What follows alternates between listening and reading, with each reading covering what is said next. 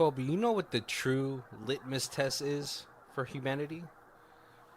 No, Barry, what's that? Sauce. It's all about the sauce. Oh man, what's going on, guys? My name is Barry, This is Colby. and this is Who Watches This.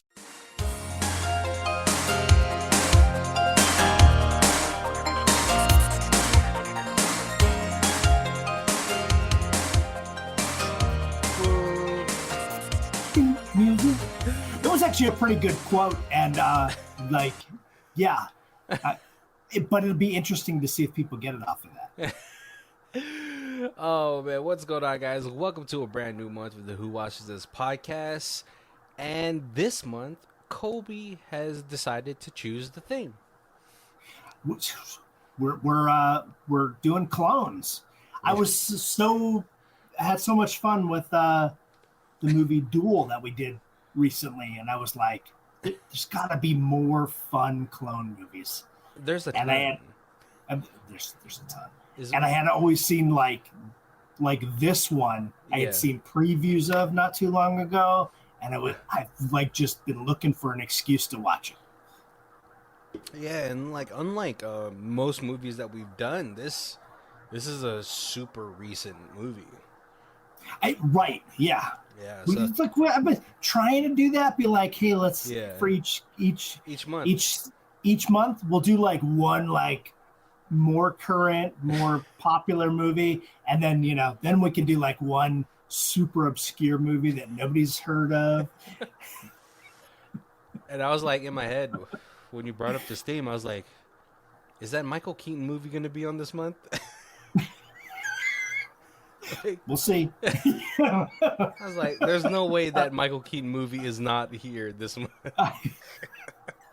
I mean, if it's not, it's totally fine. But I was like, that was like the movie poster for that movie was super Dr. Manhattan-y. Yeah. That was a fun movie. All right, so let's before we get to talk about the movie, let's go to our Rhinefest trailer. I don't know how well I did on this one. All right. The most dangerous job can lead one to death or to die, but it's all right if you can get printed out by 9 p.m. But a copy of a copy might start to degrade. When does one start to become deranged? Throw all that, but put it into space, just in case you wanted a change of pace. But all still remains to be unseen. Let's find out in 2025's Mickey 17. You pulled it off. Yeah, the 9 o'clock was the stretch, but yeah, by 9, by 9. Of course, you wanted to start the month off with probably one of the most. Bong Joon-ho has themes on themes on themes. Yes, I didn't realize that I like movies he's done. I only knew he did Parasite, and I haven't seen that. Oh, okay. Because that was like the one they talked about, and then I didn't know. You didn't know he did The Host? Didn't know that. I didn't know he did Snowpiercer. Oh yeah. Funny enough, like I didn't know who the director was for like the movie like The Host and Snowpiercer and Memoirs of a Murder. Mm-hmm. But I've watched all those movies, and so I was like, oh okay. When like it's. I feel like a bad Asian when I say like it took Parasite to be like, oh, let me see who Bong Joon-ho is, and I was like, I've watched all his movies.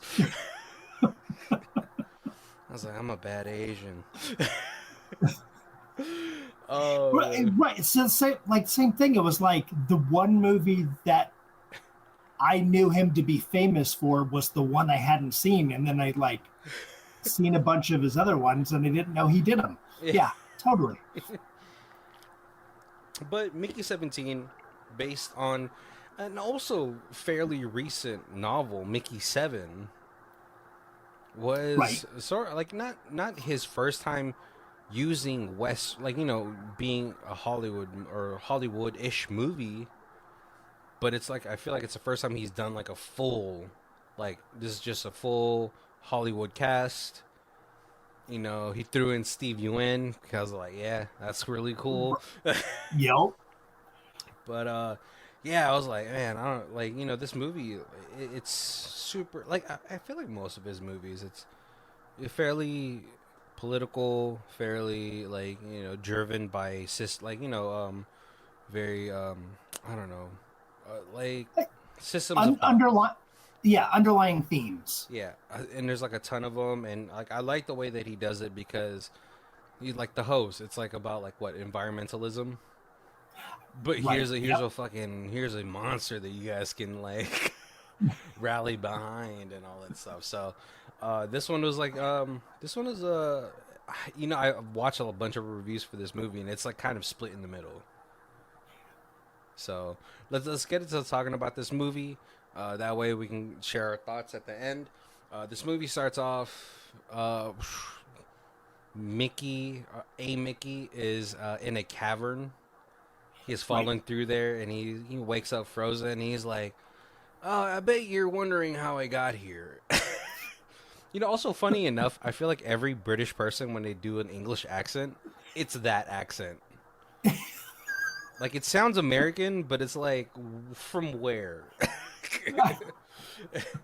I kept thinking like it sounded like Steve Buscemi. Yeah, but like when Daniel Radcliffe does an English accent, it's also like kind of in the same realm. Maybe same vocal Right. coach. Who knows? Yeah. Yeah. Well, Please. I think probably like all Americans do the same British accent too. The Hello, same. governor. Yeah.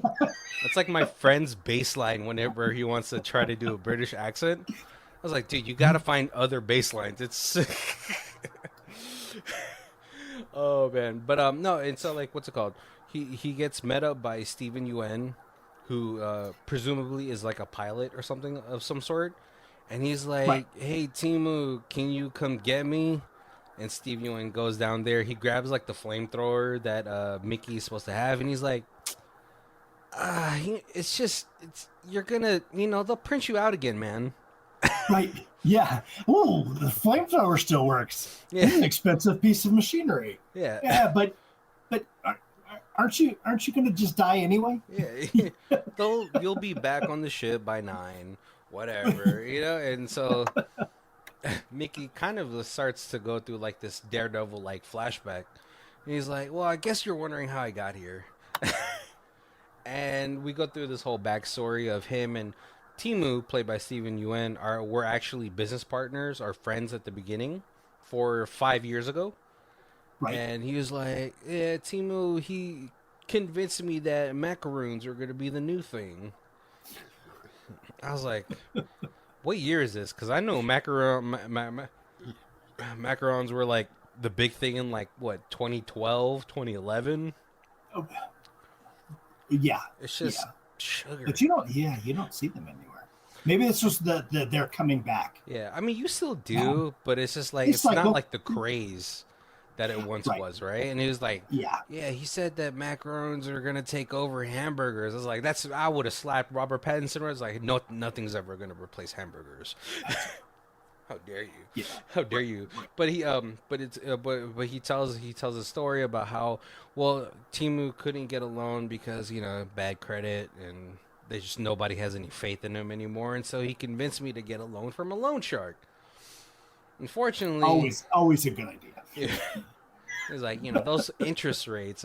Like what? If you want to go to a loan shark, just go to a legal one. It's called a payday loan store.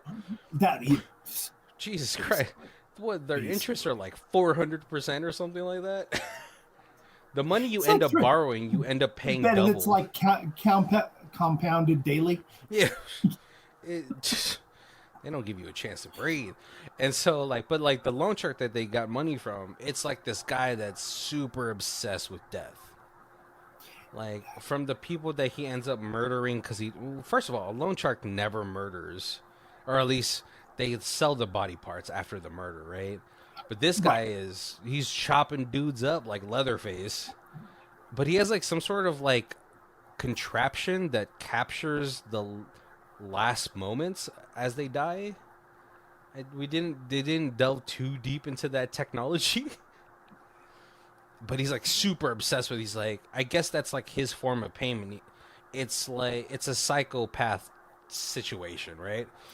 Right. And Right. so Mickey's like, well, and after that, we found out that this one congressman, well, he couldn't win the next politician party thing that he was going for, so he decided to gather up a whole bunch of money and make a space expedition for Niflheim. Right. Yeah, because he had a giant church that was backing him, Mm-hmm. and it was like, okay, well, we'll make this Voyage. trek to Mecca kind of. Yeah, I first of all, like, I'm not gonna go to a planet called Niflheim because Niflheim isn't that where like the frost giants are?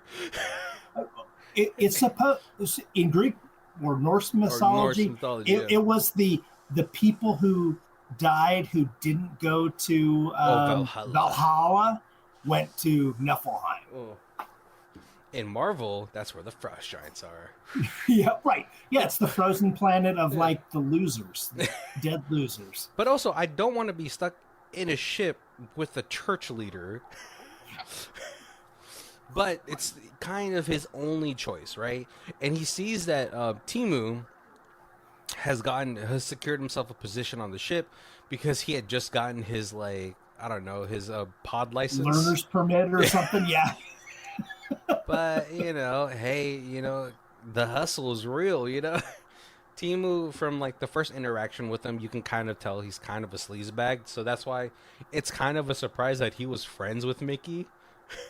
Yeah, you can already tell he's the guy who's like all the get rich quick schemes. And for some reason, everybody has had a friend like that at one point in their life. Right. Yep. Like, I oh my god, I remember getting dragged to like some sort of ACN thing. You remember that? You remember that fucking Ponzi scheme? Had a friend who dragged me to that as well. I was Yes. like, I thought we were fucking friends, dude. You wasted 3 hours of my time. So yeah, and so but he ends up going for the expendable occupation, which Right, because it was the easy, not easy choice, but it was the guaranteed onto the ship. Yeah, and they're like, "Hey, are you sure you want to do this? Did you read through all of the parameters of this occupation?" And he's like, "Yeah, man, whatever's gonna get me on that fucking ship, you know." And so they call like one of the directors down, and she brings them to like the pod. And she's beautiful, and he just keeps talking about like I wasn't really listening to her because she smelled so good. Yeah. Mickey looks, first of all, Robin Pattinson's a beautiful human being. Like, even in this situation where he's like kind of slumming it, he looks like the guy in the comic book shop that has nowhere else to go, so he hangs out at the comic book shop or the bookstore, and everybody's like, why is he here? He never buys anything. But he should be like, modeling. Yeah. He should be working at Abercrombie. Yeah. Why is he just hanging out in the comic store? Yeah, a very awkward demeanor, like a very introverted guy. And Timu probably keyed in on, he was like, this guy will go with all of my schemes. Right.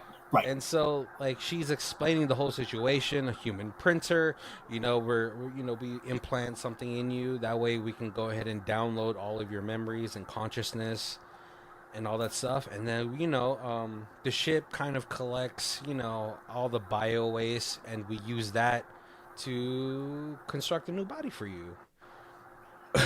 And he's like, oh, okay, cool. So they go through, like, the whole uploading system. Right. Which triggers like a very horrific memory for him when he was with his mom. She was like, she picked him up from kindergarten or something like that. Right, because they were like, to make sure that any future copies have your full breath of memories. Yeah. We have to like we're gonna inject you with this Like nanites or like whatever. yeah, it's something that like it's gonna amplify at least for a short period of time your memories. Yeah. And yeah, And it triggers like the memory of like when his mom got in a car accident where he accidentally pushed the red button. We're right. like, first of all, I was like, also thinking, I was like, what was that red button for? Was she a Fast and Furious? Was that for the Nas? But yeah, but when he comes back to or after the procedure, he's like shaken up, he's crying and all that stuff, and then he's like, all right, well here's a gun, blow your fucking brains out, so I know you have full trust in the system. Right. And so a good chunk of like the middle portion of this movie is kind of like sped through, but not because this movie's 2 hours long. But after that, he gets onto the ship. Kind of, he's kind of like everyone's kind of like not ostracized him, but they kind of don't really mess with him, and they kind of do because like they know he's the expendable. Right. And then on the first sort of like the first like couple of days, we get introduced to who I assume Mark Ruffalo is channeling a Donald Trump esque performance.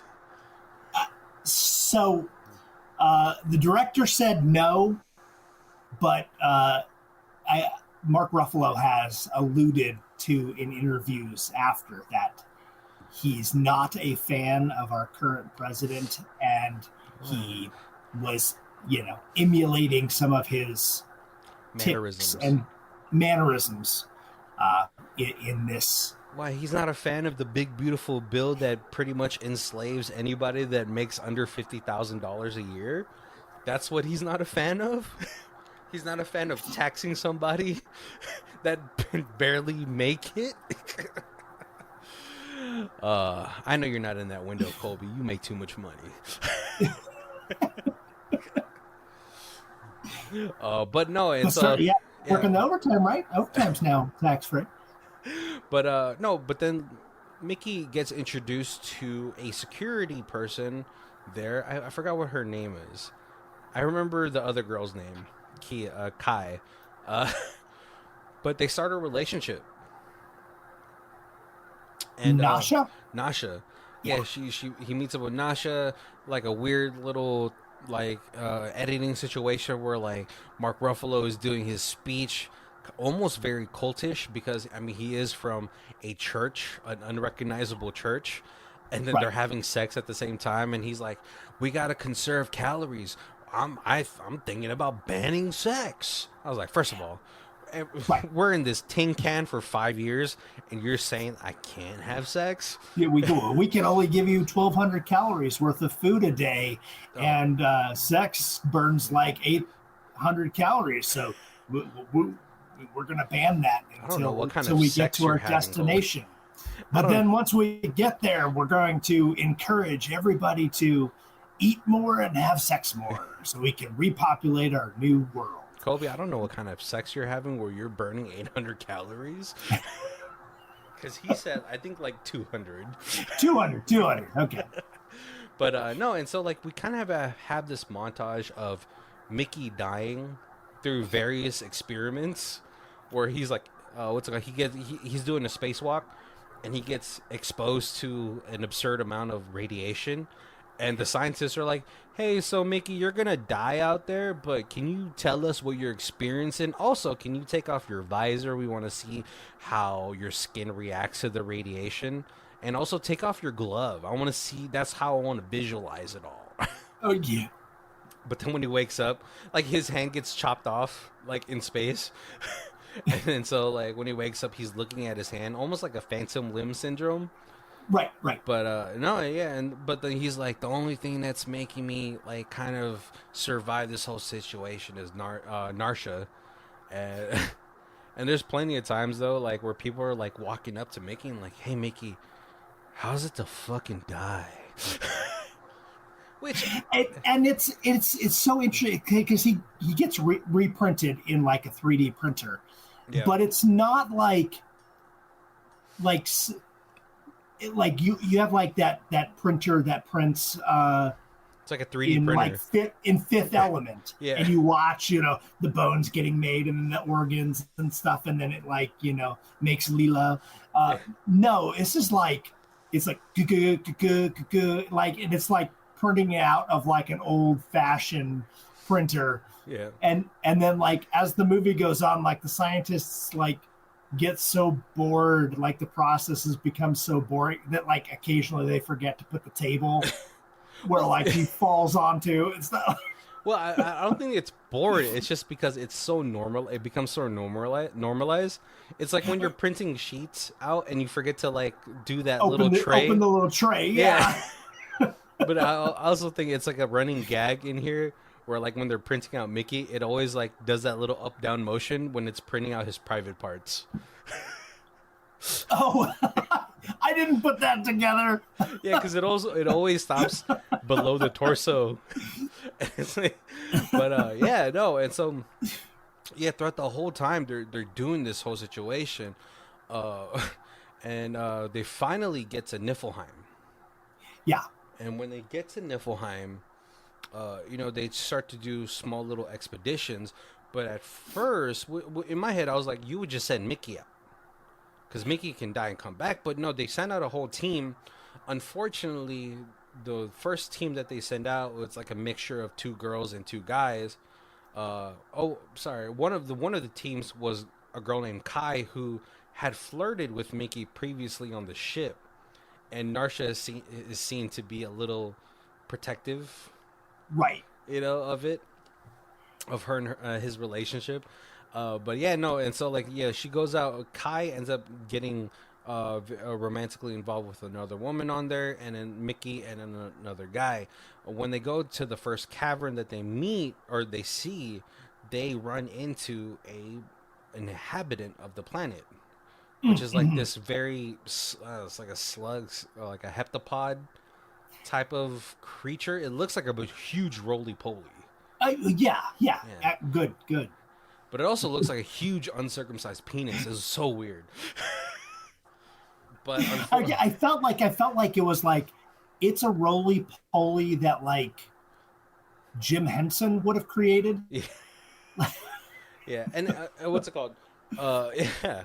And unfortunately, one of the girls, not Kai's romantic partner, she ends up dying because she shoots up in the cavern of ice. Right, because she sees one, and then so she shoots at it, and then it kind of scares these like bug things, and she sees that there's like through the ice that there's a bunch of them above her, and so she shoots up at them and cave in. Yeah, and Mark Ruffalo is not happy. Right. And he's kind of getting, like, he's chewing Mickey out in this whole situation, but he's coming off a little Waco. And you can see, like, he seems like, wow, he's a pretty great leader, maybe a little religious zealot, but he's a good leader. And then as like the ship has done this 4 years or something, was it? For 5 years. To get to Niflheim, he's becoming unhinged. Yes. Yeah, he's a little nutso. He's a little power hungry. He's like cutting everybody's rations, but like he's and his wife are still like feasting. Yeah, who's played by Toni Collette. Yeah. Oh yeah. Gosh, yeah. And so after like his whole like when he's chewing out Mickey, he's like, "Yeah, I can't believe you let a hot chick die." Right. Yeah. Why didn't you die? You're the one who's supposed to die. That's what we built you for. And so after that, Mickey was like, "Oh, I was going on expeditions alone on 14-hour days, and this is half rations, and this is where we get back to the beginning of the movie." And so Mickey starts to get dragged away by these roly-poly like creatures, but they kind of just push him back out. They don't eat him. And this is now Mickey 17, and we've gone through. There was like a virus on the planet, and so like they infected him with the virus like 5 times to try to find a cure. To eventually did find a cure, or a vaccine. But yeah, like different versions of him dying, him getting caught in the ice. Yeah, like there's a ton of death scenes in here, which is like a part of that montage, right? yeah. But yeah, they kind of just push him out. So by the time he gets back to the ship, he like lays down, and he lays down to a clone of himself. Right, yeah, because they assumed that he died out in the snow, especially since Timu got Yeah, his flamethrower and stuff, and was like, yeah, right, yeah. yeah, he's out there And then in this when they meet each other, crevasse. Mickey 18 is much more darker. Yeah, a more aggressive, Yeah, more outgoing, yeah, where like and 17 is a very reserved, and possibly just because he got yelled at so yeah. much. But like this is where we learned that all of the Mickeys have been just a little bit different. Right. Because Narsha has been telling like the next Mickey what is going on. He's like, yeah, Mickey 6 was a little too clingy. Mickey 7 was like this, that, and so, but we also get to learn about who created the human printing machine, Right. which turned out to be a serial killer.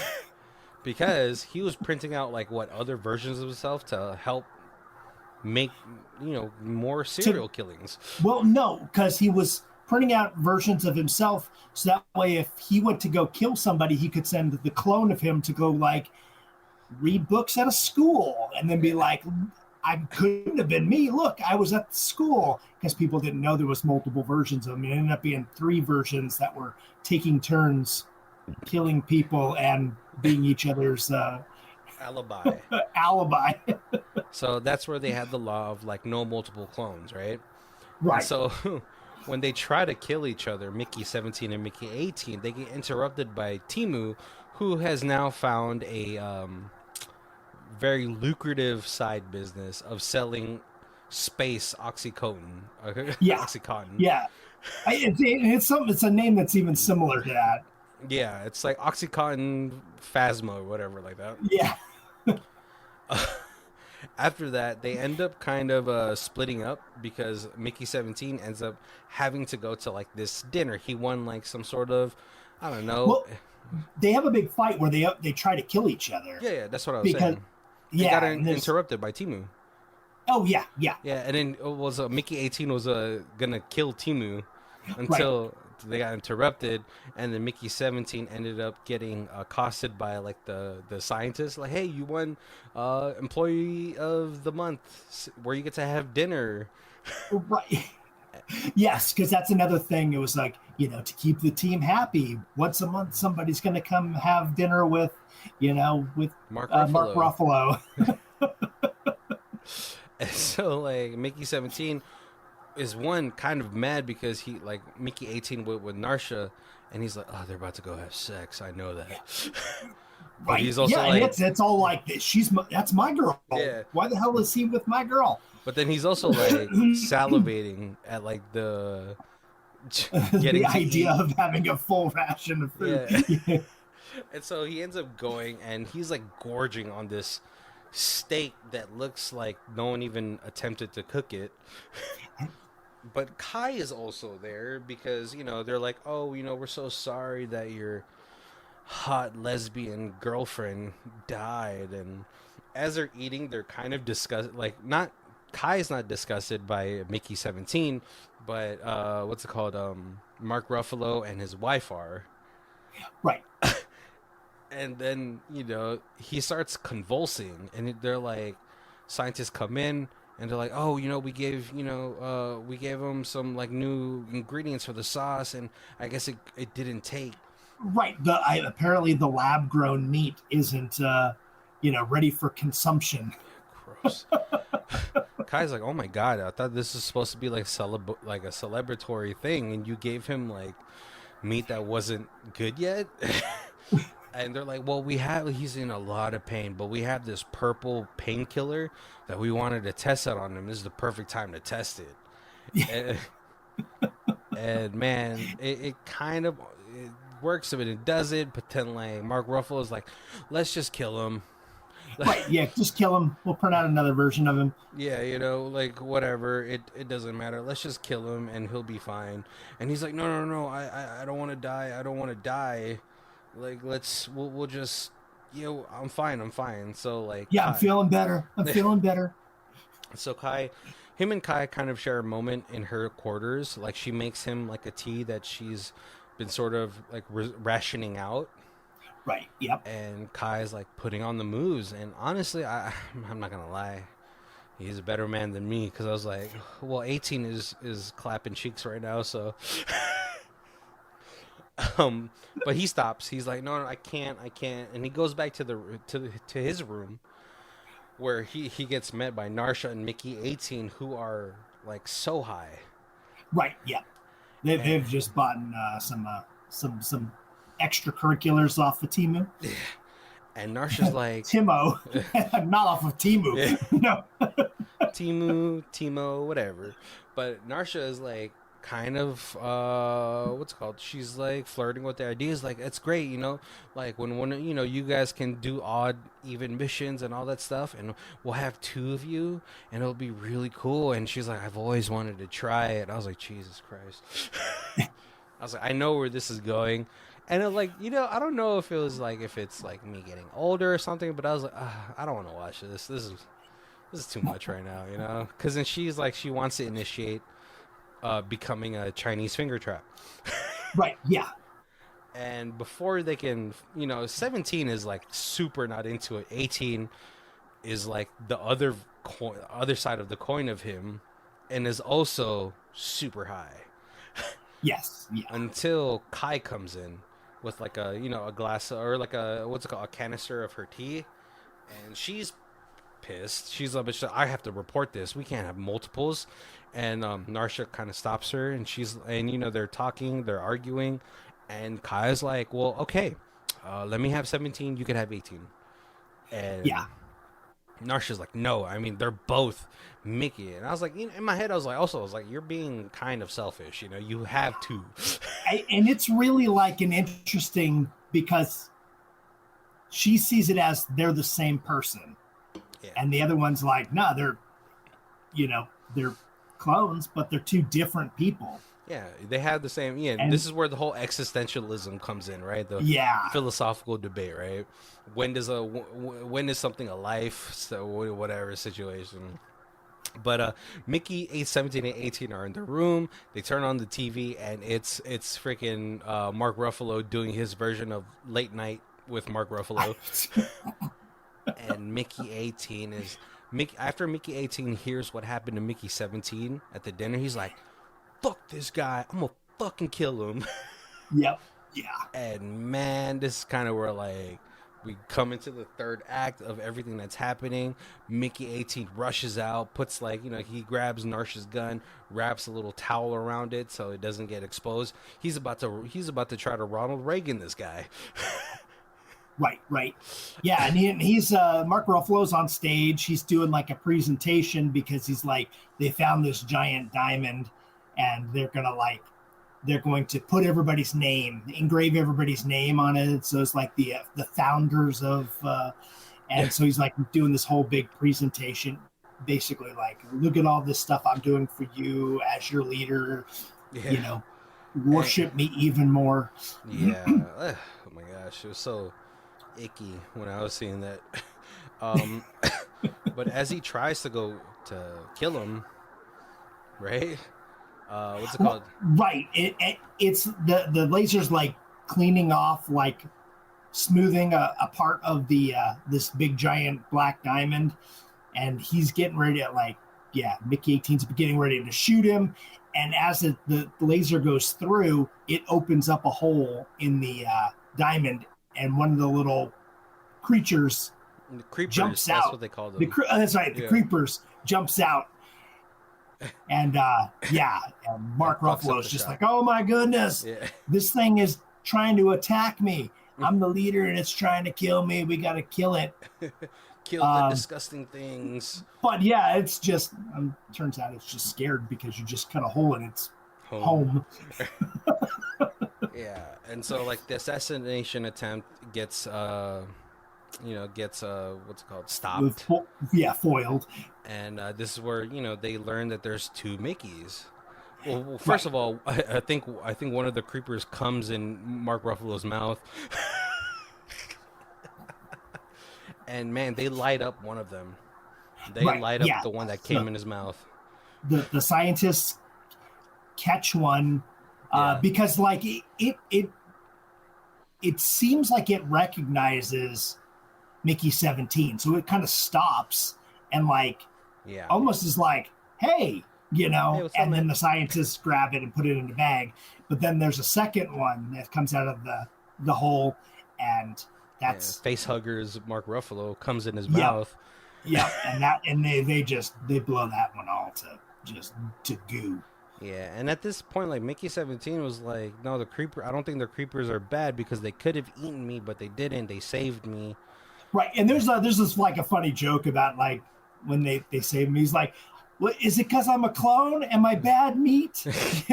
My meat's still good. You can still eat me." Because he just assumes that they're gonna kill him. Yeah, because he wants it. At that point, he's like so willing to die. He's like, "I'll Yeah, just get it over with." And no, and so like yeah, when they figure out that there's two of them, he's like, "Oh my god, an abomination, two of them." right. But at this point, like when they kill the creeper, all of the other creepers start to like circle the spaceship. Yeah, So now they're really trying to figure out what's going on. And well, actually, sorry. Before that, they get into the prison cell. Timu's like, "Hey, what's up, man?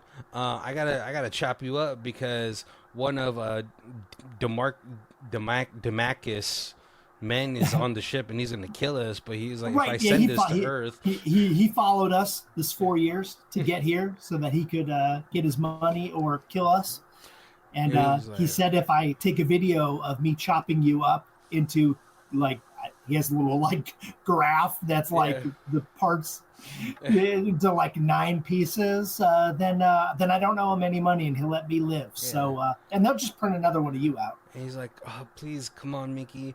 And he puts like this whole acting show. And Narsha's like, "Cut the fucking bullshit." And Yeah, 18 is like, "Just kill me." He's like, he's crying so much. Just do that. They end up yeah. being able to I'm escape. tougher. I get a much better Yeah. pain tolerance than he does. Just kill me. But before they could, they kind of thwart that whole situation. But before they can make an escape, they get they get sent to like the what's it called, the trash chute room. Yep. And this is where like Marshall's like, at this point you find like Marshall has like this camera guy who's like trying to make a documentary out of him, and he's like, look at all those disgusting things out there. Oh man, fucking yuck. And then the guy's like, oh, sir, if we send you out there, we'll take 17 and 18, we'll blow them up, and then this will be a grand thing for your documentary. Right. Yeah. Meanwhile, We'll use them as human yeah. bombs. Meanwhile, Narsha has like completely disseminated anything about Marshall's actual, or like Mark Ruffalo's persona in this whole movie, right? He's like, yeah, you're a piece of shit. Yeah. You fucking Yeah. suck, and your wife fucking sucks too. Like, why are you so obsessed with sauces? Right. And the wife is like, hey, you guys got to catch some so I can chop off their tails because their tails make great sauce because they're so Fucking gross, dude. the softest, juiciest part of the animal. I don't know, but I was like, I'm not trying that. It was so weird how obsessed she is with sauces. And so like, but what's it called? One of the scientists, he's like, oh, you know how to speak creeper? And he's like, no, I've just been copying them. He's like, well, we actually kind of, first of all, the real MVPs of this movie are the scientists, right? Right. Because like Yeah. in the short amount of time that they've had this creeper, they were able to develop a translator. Right. And so like what's it called, Mark Ruffalo, he threatens to kill the creeper that they have because they're like, let's give them back the creeper and I think they'll leave us alone. And he's like, nah, F that, this thing has to die. And he kind of sets Right. up like a little Yeah. booby Well, trap. we can't. It is like we can't let these aliens take over our planet, and we're like, what? Yeah, They Narsha's lived like, here for how many Yeah, thousands of years before we got we're the here. fucking aliens, stupid. And so like he kind of like puts her in this odd position where she has to like use her mouth to stop the other creeper from dying, and he Yeah, sends Mickey 17 and 18 out, but then Mickey 17 finds like the biggest creeper, which is like he feels like is like the chief or yeah, the captain, and they start talking, and the translator works. He's like, "Yo, dog, we saved you, and you kill one of our own." And right, Mickey 17 is like, "Nah, it's not like that. There's this crazy guy, and like, how can we make this right?" He's like, "Well, give us back Luco, I think is the name of the creeper that they have, right, yep, and give us one life." right. And we need one life for the one life of ours that you took, and Yeah, then we'll be even, and we will go home. yeah, we'll be square, and you guys can fucking live here if you want, whatever. And he's like, but if you don't, and they like kind of posture themselves, and they emit like a super high pitched like screech. Yeah, He's like, we'll fucking blow your brains out. right. Yeah, yeah. We're this is just giving you a headache, but if we all do it together, we can make your eyeballs and your brains pop. And so Mickey 17 relays a message, and he's like, C3, C3. And Narsha's like, she goes back to like the little Kama Sutra thing that they made, and Right. it's like the position bring the baby. Yeah. And Mark Ruffalo is like not having it. He's like, no, let's go out there. We're gonna fucking assert dominance over these savages. Right. Yeah, because he's basically like, hey, they didn't kill the Mickeys, so I can go out there. But if I go out there and I kill the leader, uh, then because the Mickeys have found the leader, if I kill it, then Yeah, I yeah, am like the yeah. king of the world. Yeah. So like a pretty not like a huge battle, but like a skirmish kind of starts to ensue, where Mickey 17 and Mickey 18 end up getting split up. Yeah. But Mickey 18 ends up going after Mark Ruffalo, and he's like, I'm gonna fucking kill this guy. And Mickey 17 is still by the big one. Like all of these creepers have like sort of made like decoys Right. Right. of the Yeah, because all chief the little ones have kind of like gathered up together. gathered around, made little piles over the big ones, so that Yeah, you can't tell which one's which. which? Yeah. And Mickey 18 starts to beat the shit out of like and Mark Ruffalo, and Mark Ruffalo is like, "You're scared, right? You're scared to die because in the ship, Mark Ruffalo with the brick that had all of Mickey's memories, he ends up deleting it. Yeah. So he's like, "This is the last of you guys. You guys are fucking trouble." And so like, yeah, he's talking to Mickey 18. He's like, "Yeah, you're fucking scared to die, right? Me too. Let's not die." But Mickey 18 looks over at the chief, and he's like, "Here's your one human. Here's your one human," and he ends up sacrificing himself. He Yeah. he touches like what the 18 button and blows him up, and they what's it called? Narsha is able to get the baby back because then all of her security, all her coworkers is like, "No, you guys have gotten way too fucking far. Like, we let a lot of shit slide, but not Right. Yep. And anymore." now, and the scientists are now pretty much on their side. And Yeah, you guys are fucking Looney Tunes. And so after that, what's it called? Tina Collette ends up fucking being devastated that Mark Ruffalo died, and she ends up going into like the psych ward and ends up slitting her wrist, dying.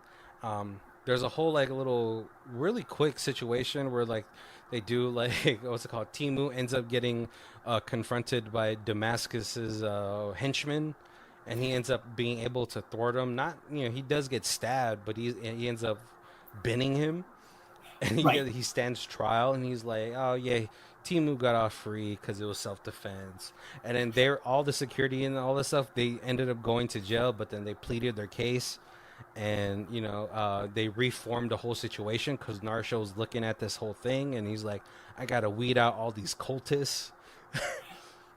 Right. And really Yeah. take over. And so they're finally, and when spring comes to Niflheim, all of all of the people and all of the creepers have now found a way to cohabitate or coexist with each other.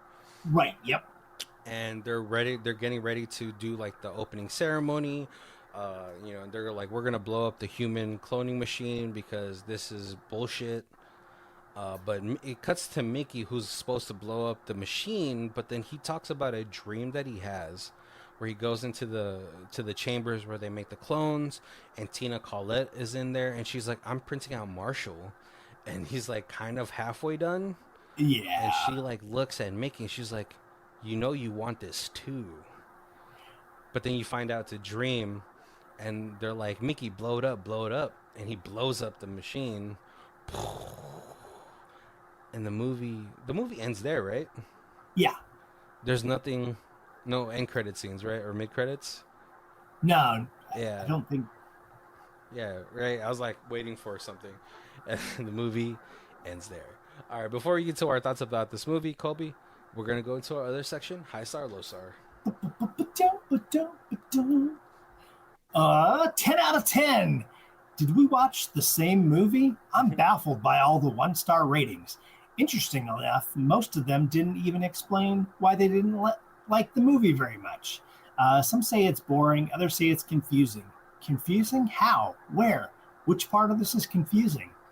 How little must your brain be to find this movie confusing? I'm generally surprised.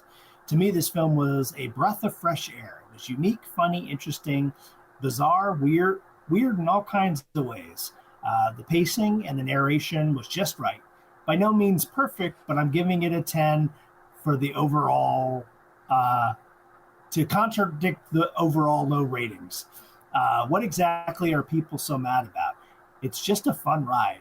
I couldn't pause the movie for a second because of how entertaining it was. I feel some of the folks set up a really high standard for this title just because of the director, and when they didn't get what they were expecting, they left disappointed or insulted. Geez, get a life. Oh man, that's rough. I got a 1 out of 10. Big disappointment. Skip it. As a big fan of both Robert Pattinson and space movies, I was really looking forward to this one. However, it truly is one of the worst movies I've seen in some time, and we almost everything that's come out. The acting was lame, the sets were lame, and the CGI below par. Pattinson's weird voice was very distracting, and they reduced him to a mushy brained fool. It took all my patience to not walk out, but we suffered through the end. Don't waste your time and money. This would only be entertaining if you were home with the flu and it was streaming for free and nothing else was on. Don't bother. Not really a lot of key points. Like he didn't really make a lot of key points of like why it was bad. He's just like it was boring to me. Right, Um yeah. and with with like your rating too, I think because Bong Joon-ho was coming off of like this high from Parasite, that people I feel like had put an unfair amount of expectations. Right. I am actually glad that I have not seen Parasite because, like, so many people make comparisons between the two, and because I'm free of expectations from that movie, Yeah. I there's no comparison or anything. So it's I always talk about it like it's like when I used to have the comic store. I always tried to go see comic movies early because everybody would come in, even if they didn't give me spoilers, you get like, oh, this movie was terrible, or this movie was so good. And it would skew my expectations because I remember like Civil War is always like my example. Yeah. Everybody talked about how Civil War was the best Marvel movie that had come out so far. And so then when 2 weeks later, a week later, when I went to go see it, my expectations were so high that it was like super disappointing. I was like, I can't understand why everybody liked this movie so much. It was really not that good. And then like a year later, I watched it again. I was like, oh, that movie was fantastic. But because I was expecting so much, and the same kind of thing with like the Justice League movie, just so many people crapped on it that when I saw it, I was like, movie was so much better than I expected. I thought it was going to be hot trash, and it was really pretty good. I feel like even if you did watch Parasite, they're two different movies. Like a couple of like reoccurring themes, like with like a whole like class system, Right. but two very different stories. So I don't. It's hard to know what they were really expecting. Like even from like the trailer, you kind of get a gist. Like this is not going to be a Parasite movie, and but this movie felt like it was more geared towards. Yes, there is like reoccurring themes of like classism and colonialism. What else? Also, just like the exploitation of people. I, Big right. beautiful Yeah. bill.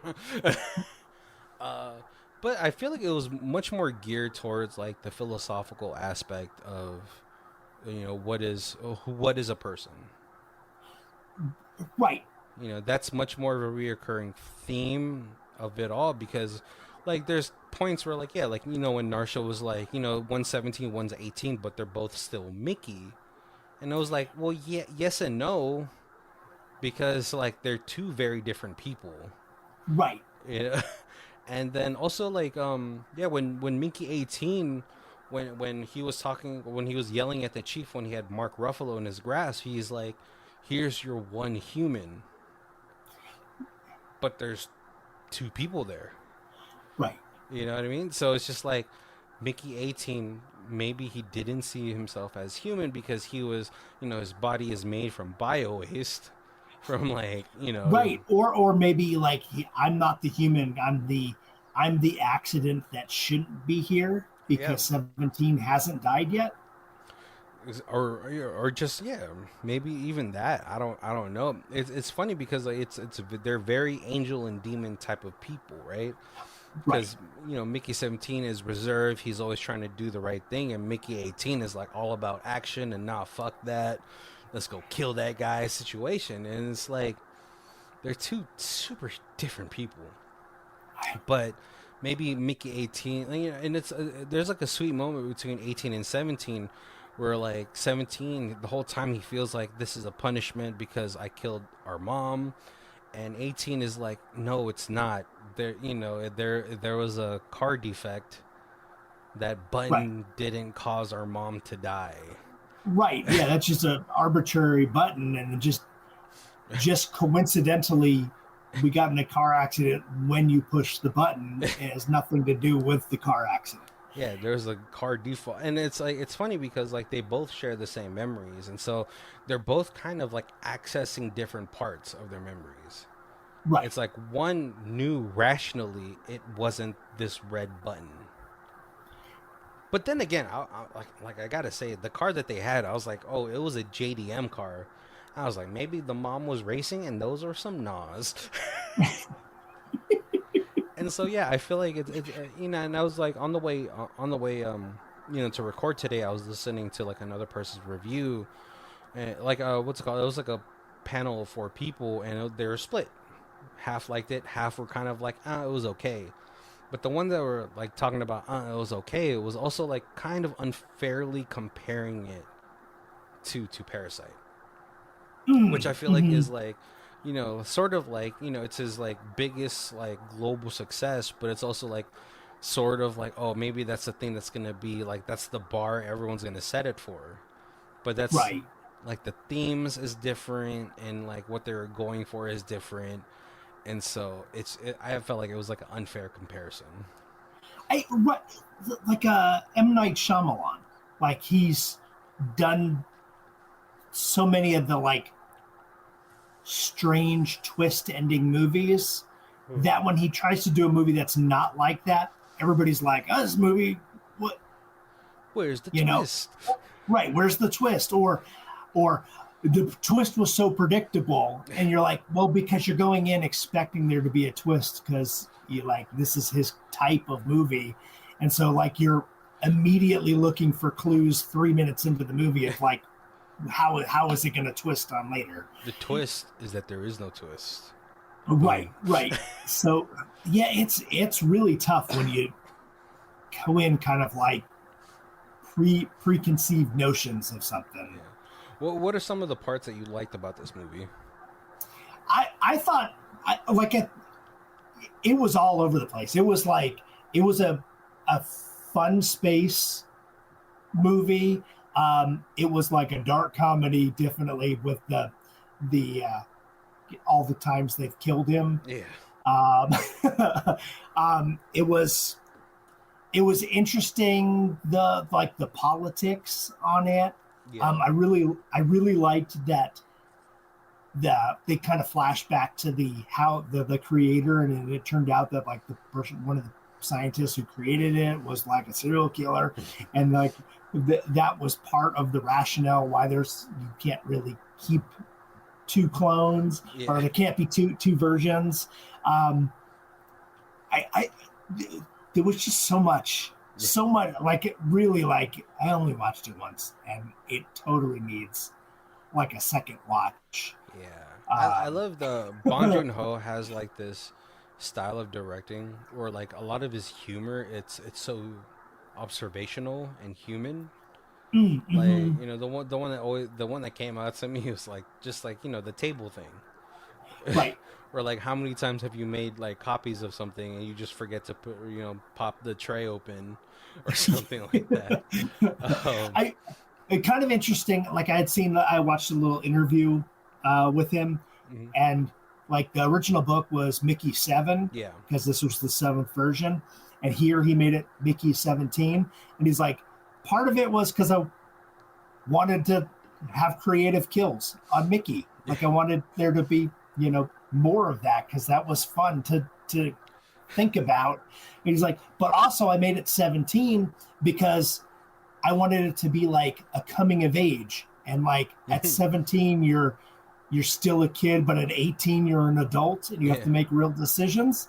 And I was Oh, like, okay. oh, I never would have put that together if I didn't hear him like Oh, verbalize it. I was like, oh, that is such one more layer to the onion.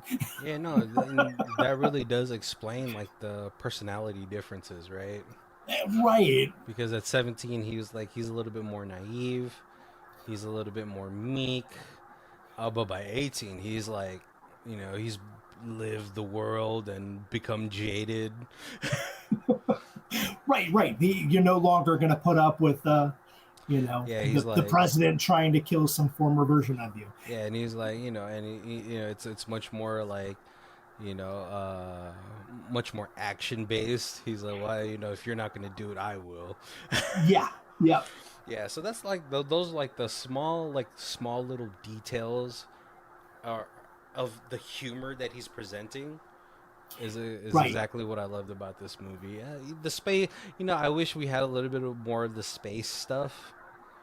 I think that would have been cool, but like it didn't.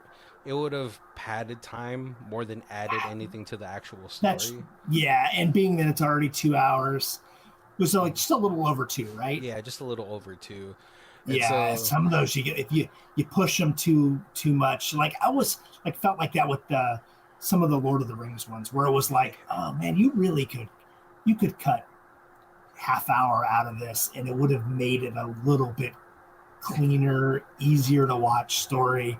It's just some things just dragged a little. Um, oh, Colby, don't anger our Lord of the Rings fans. Like, no, actually, you could have I used more time. Well, right, yeah. So that's why they put out the extended version, so Yeah. that they can be longer. Yeah, someone invited me to watch that. I was like, once was enough, buddy. I don't know why. I do love fantasy based like media. I just something about Lord of the Rings, it just never really captured me the way like Lord of the Rings, like what was it Throne, the Iron Throne, Game of Thrones. Oh, Game of Thrones. Yeah, like it just never really captured me as much as like when like an anime does like fantasy based stuff. I don't know why. Right.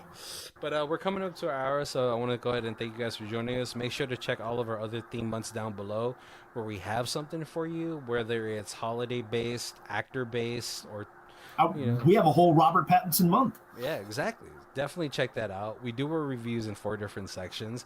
We have Stream It, DVD, Blu-ray, and Ultimate Box Collection. Colby, where are you at for this one? When we get an ultimate box, if we're doing like the whole Bong direct, Joon-ho, yeah. yeah, I would. 100% do that. Yeah. No, this is definitely, this is Blu-ray. Yeah, I really enjoyed this. Like I said, I already am looking forward to watching it again because once wasn't enough. There was too much in it for me to do a really good review. Only watching it once, I'm disappointed in myself. Yeah, I would probably go Blu-ray as well. I really do enjoy Bong Joon-ho's like directing style, Yeah. and you know, like a lot of people would be like, you either you feel like this movie is too heavy-handed, or it's not.